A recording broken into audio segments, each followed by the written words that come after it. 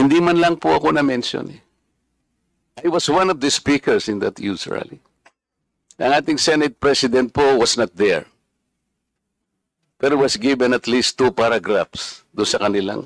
Meron pong mga politicians na dumalo doon, although they were not invited. Pero na-mention po silang lahat.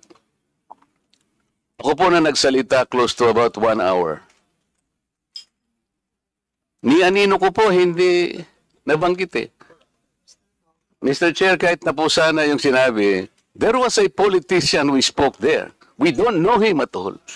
Baka okay na sa akin yun eh. Not even an asterisk. Mr. Chair, tingnan po ninyo yung slogan ng dalawang broadsheets. Balanced news. Fearless views. How can you balance that news? When one of the actors there, ako po yung nag-provide ng context. Bakit po takot na takot sila na banggitin na sa... Siguro, Mr. Chair, kung baka may litrato akong maliit doon, baka mamaya nilagnat po yung editor doon. Eh. Yung isa pang broadsheet, truth shall prevail. Paano po?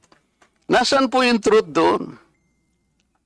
Other politicians who just happened to be there, na-mention po lahat ang pangalan. Except me.